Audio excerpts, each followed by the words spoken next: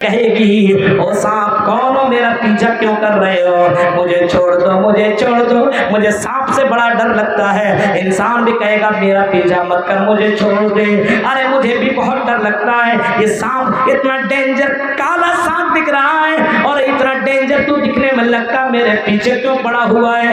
آخرکار انسان تھک جائے گا اور سانپ اس آدمی کو پکڑ لے گا اور پکڑنے کے بعد اس کو اپنے لپیٹ میں لے لے گا اور سانپ اس کے چہرے کے سامنے آ جائے گا، چیخ کر کے انسان کہے گا تو کون ہے اور مجھ کو اپنے لپیٹ میں کیوں لیا ہوا ہے۔ چیخ کر کے وہ سانپ کہے گا انا کنزک انا مالک، میں تیرا مال ہوں، میں تیرا خزانہ ہوں، میں تیرا مال ہوں، جس کو تم نے تجوریوں میں بند کیا تھا، بینک بیلنس کر کے جمع کیا تھا، وہ مال ہوں۔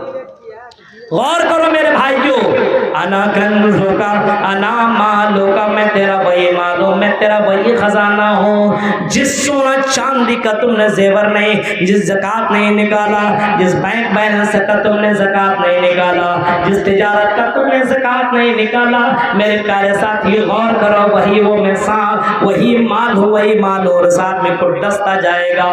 تصور کرو میدان محشر میں کچھ لوگ ایسے بھی آئیں گے، کچھ لوگ ایسے بھی آئیں گے میرے پیارے ساتھیوں، جو دنیا کے اندر میرے بھائیوں بھی نمازی ہوں گے، اس کو بھی قیامت کے دن لایا جائے گا۔ دنیا کے اندر میدان محشر میں ایسے لوگ کو بھی لایا جائے گا، جو دنیا کے اندر غلط کام کرنے والے ہوں گے، اس کو بھی لایا جائے گا۔ یعنی میدان محشر میں سارے کے سارے لوگوں کو جمع کیا جائے گا، اور اللہ کے نبی صلی اللہ علیہ وسلم نے اس میدان محشر کا منظر اس انداز میں کھینچا ہے، اللہ تعالیٰ خود بیان کرتا ہے وَنَحْشُرُهُمْ يَوْمَ الْقِيَامَةِ أَعْمَىٰ، کل قیامت کے دن ہم کچھ لوگوں کو اندھا بنا کر کے اٹھائیں گے، کچھ لوگوں کو ایسے ہوں گے جس کو ہم اندھا بنا کر کے اٹھائیں گے۔ انسان میدان محشر میں چیخ کر کے کہے گا قَالَ رَبِّ لِمَ حَشَرْتَنِي أَعْمَىٰ وَقَدْ كُنتُ بَصِيرًا، قَالَ لِمَ حَشَرْتَنِي أَعْمَىٰ وَقَدْ كُنتُ بَصِيرًا، اے اللہ مجھے تو نے اندھا کیوں بنا دیا ہے، میں تو دنیا میں دیکھا کرتا تھا، مجھے دیکھنے کے لیے میری آنکھ کی روشنی تھی، میں تو دنیا دیکھتا تھا، اللہ مجھے آج تو نے اندھا کیوں بنا دیا۔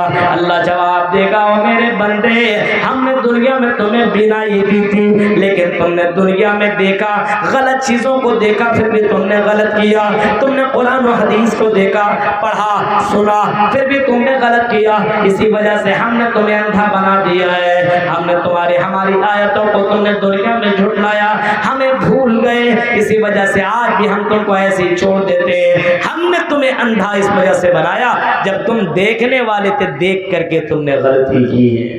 غور کیجیے آپ، اللہ کے نبی صلی اللہ علیہ وسلم سے پوچھا گیا، اللہ کے نبی صلی اللہ علیہ وسلم یہ دین کتنا بڑا ہوگا، سنیے کتنا بڑا ہوگا، سأل سائل بعذاب واقع، کسی نے سوال کیا اس بڑے دن کے بارے میں، اللہ کے نبی صلی اللہ علیہ وسلم کے اوپر قرآن کی آیت اتر رہی ہے، سأل سائل بعذاب واقع ما له من دافع، اس دن کو کوئی دفع کرنے والا نہیں ہے، کوئی ختم کرنے والا نہیں ہے، وہ ایک دن میدان محشر کا، وہ ایک دن دنیا کے مقابلے میں 50,000 سال کے برابر کا ایک دن ہوگا، 50,000 سال کا برابر کا ایک دن ہوگا۔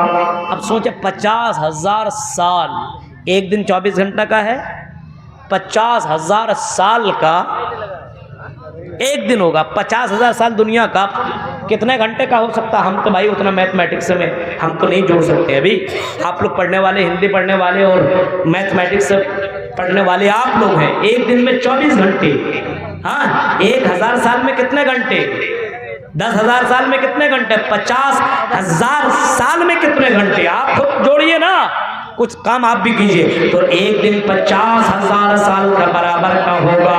اور اللہ کے نبی صلی اللہ علیہ وسلم نے یہاں تک فرمایا ہے، ہاں آپ نے نے یہاں تک فرمایا جب انسان اپنے افسر سارے کے سارے جو کھڑے ہوں گے ننگے ہوں گے, کسی کے جسم میں کوئی کپڑا نہ ہوگا, پیروں کے اندر جوتا نہ چپل ہوگا, بغیر ختنہ کیے ہوئے سارے کے سارے مجرم کھڑے ہوں گے, سب کے سب جب وہ میدان محشر میں کھڑے ہوں گے, میرے پیارے ساتھیوں ذرا سوچئے, غور کیجئے, اللہ تبارک و تعالی بندوں سے 5 سوالات کرے گا. جب بندہ 5 سوال کا جواب نہ دے لے تب تک اپنے قدم کو ادھر سے ادھر کر نہیں سکتا, نہیں کر سکتا ہے. انمرہی فیما فنا, اس کی زندگی کے بارے میں سوال ہوگا, تم نے اپنی زندگی کہاں گزاری؟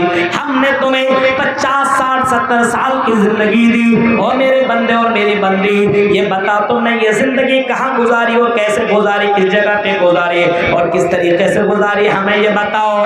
اور پھر فرمایا ان عمرہ فیما فنا وان شبابہ فیما بلا, پھر پوچھا جائے گا تم کو ہم نے جوانی دی ہے 18 سال سے لے کر کے 30 سال کی زندگی, 17 سال سے لے کر کے 18 سال کی جوانی ان کی زندگی جو شباب والی زندگی ہے, اس زندگی کو تم نے کہاں گزاری, کیسے گزاری؟ کہیں یہ زندگی تم نے انجوائے کرنے میں تو نہیں گزاری, کہیں زنا کے اڈوں میں تو نہیں گزاری, کہیں تم نے شراب کے اڈوں میں تو نہیں گزاری, کہیں تم نے یہ زندگی یہ زندگی کہیں حرام خوریوں کے اڈوں میں تو نہیں گزاری, کہیں تم نے ہال میں, اور کہیں تم نے گانا سننے میں, اور کہیں ڈانس دیکھنے میں, اور کہیں تم نے ایسی جگہوں میں تو زندگی نہیں گزاری جہاں پہ عیاشی ہوا کرتی تھی اور جہاں پہ غلط کام ہوا کرتے تھے, وہاں پہ تم نے زندگی تو نہیں گزاری. وعن شبابہ فیما بلا, مردوں سے بھی پوچھا جائے گا, اور اے دل پنیا کے لڑکیوں تم سے بھی یہ سوال ہوگا تم نے اپنی زندگی کہاں گزاری اور کیسے گزاری, ذرا بتاؤ تو صحیح. تیرا رب تم سے پوچھے گا, کیونکہ جوانی کا مالک اللہ تعالیٰ ہے. اس جوانی کی زندگی کو بہت ہی قیمت جانو, بہت ہی غنیمت جانو, بہت ہی اہمیت کے, یہ زندگی بہت ہی امپورٹنٹ والی زندگی ہے. ایسا نہیں کسی لڑکے کے اوپر دل آ گیا تو ماں باپ کو چھوڑ دیا اور بھاگ گئے, اور اس کے ساتھ تم نے لو میرج کر لیا, جا کر کے ہوٹلوں میں تم نے زندگی کاٹی, جا کر کے کلکتہ کے ہوٹلوں میں تم نے اپنی عیاشی گزاری اور اپنے جسم کے ساتھ تم نے انجوائے کیا. اگر تم نے ایسا کیا تو میرے بھائیوں اس جوانی کے بارے میں بھی اللہ تعالیٰ پوچھے گا. وَعَنْ شَبَابِهِ فِيمَا أَبْلَىٰ, اے میرے بندے تم نے اپنی جوانی کہاں گزاری اور کیسے گزاری, بتاؤ آج ہماری جوانی کہاں گزر رہی ہے. ابھی تو نوجوان کی جوانی لڑکیوں میں گزرتی یا پھر موبائل میں لگا ہوا ہے, 24 گھنٹہ اسی میں لگتا ہے. سبحان اللہ, الحمدللہ, صبح اسی میں لگا ہوا ہے. موبائل میں کیا پتہ نہیں, سمجھ میں بات نہیں آتی ہے. میرے بھائیو موبائل سے اتنا ہی رشتہ رکھو جتنا آپ کو کام ہو. بس کہیں یہ موبائل آپ کو اللہ کے ذکر سے اور اللہ کی عبادت سے اگر دور کر رہا ہے یہ موبائل, تو اس موبائل کو طلاق دو, اس موبائل کو بائیکاٹ کرو. میرے بھائیو ایسے موبائل رکھنے سے کوئی فائدہ نہیں ہے. جو موبائل تمہیں جہنم کی طرف پہنچا رہا ہو, جو موبائل تمہیں جنت سے دور کر رہا ہو, ایسے موبائل اپنے زندگی کے اندر مت رکھو. میرے بھائیو آپ نے دیکھا کہ اسی موبائل کے چکر میں ایک آدمی نے اپنے ماں کو, اپنی بہن کو, اپنی دادی کو, اپنے دادا کو اسی موبائل کے چکر میں اس نے قتل کر دیا. ابھی 5 دن کے پہلے کا رپورٹ ہے. اب موبائل کے چکر میں ریچارج نہیں کروایا, اب ماں باپ منع کرتا تھا, بھائی لوگ منع کرتا تھا تو بھائی مانا ہی نہیں, اس کو قتل کر دیا. غور کرو میرے بھائیوں, وعن شبابی فی باب اللہ, تم نے اپنی یہ جوانی کہاں گزاری, کیسے گزاری, بتاؤ. سنو اور تم پنجاب کے میرے نوجوان دوستو, یہ جوانی کے بارے میں تم سے بھی پوچھے گا, ہم سے بھی پوچھے گا. ہاں اور میری پیاری بہنوں اور یوٹیوب کے ذریعے سے سننے والی یہ لڑکیوں, اپنی جوانیوں کو یوں ہی برباد نہ کرو. کسی لڑکے کو تم نے دل دے دیا, اب وہ لڑکے نے تمہیں موبائل کیا دے دیا, ریچارج کیا کروا دیا, تم اس کے جسم کو گرم کرنے کے لیے کہاں سے کہاں پہنچ جایا کرتی ہو. ہوٹلوں میں جا کر کے اس کے ساتھ انجوائے کیا کرتی ہو, اس کے ساتھ پارکوں میں جا کر کے موج مستی کیا کرتی ہو. اللہ کے بندیوں ایسا ہرگز نہ کرو, ایسا بالکل نہ کرو. یہ زنا ہے اور یہ اللہ تعالیٰ کو برداشت نہیں ہے, یہ اللہ کے حدود ہیں, اس حدود کو توڑنے کی کوشش مت کرو. وعن شبابہ فیما اللہ, جوانی کے تعلق سے قیامت میدان محشر میں سوال ہوگا. وَمَالِهِ مِنْ أَيْنَ اكْتَسَبَ وَفِيمَا أَنْفَقَ، اور تیسرا سوال ہوگا کہ تم نے مال کہاں سے کمایا. ابھی مال کے اوپر بات ہو رہی تھی. مال کہاں سے کمایا؟ حلال طریقے سے یا حرام طریقے سے؟ کوشش کرو حلال طریقے سے کمانے کی. حرام طریقے سے کبھی بھی ہرگز بھی مت کماؤ. حرام پیسہ اگر کوئی کماتا اور حرام طریقے سے کماتا ہو تو میرے بھائیوں، حرام کا پیسہ کھانے والا اور حرام طریقے سے کمانے والا، اس کی زندگی کے اندر جو بھی عبادت کرے گا، مطعمو حرام وملبسو حرام وغذی بالحرام، اس کا کھانا، اس کا پینا، اس کے لباس، اس کی پرورش اگر حرام پیسوں سے کی گئی ہو تو میرے بھائیو، اللہ کے نبی نے فرمایا اس کی عبادت ریجیکٹ کر دی جائے گی، اس کی عبادت ایکسپٹ نہ ہوگی. ذرا تصور کرو، سوچو میرے بھائیو، آج مال کیسے کیسے طریقے سے لوگ کمانے کی کوشش کر رہے ہیں. سودی کاروبار کرنے والوں، بہت سے لوگوں کو ہم نے ادھر سنا ہے، سودی کاروبار کرنے والے لوگ بہت سے لوگ موجود ہیں، مال کما رہے ہیں حرام طریقے سے. بہت سے لوگوں کے بارے میں سنا ہے، لاکھ روپیہ دیتا ہے، 1,25,000 روپیہ لے رہا ہے. لاکھ روپیہ دیتا ہے، 25% زیادہ لیتا، 25%، 1 لاکھ میں 1,25,000 روپیہ لے رہا ہے. میرے بھائیو ذرا سوچئے کہاں چلی گئی؟ ہاں، تمہاری انسانیت کہاں گئی؟ تیرا ایمان کہاں گیا؟ سوچو.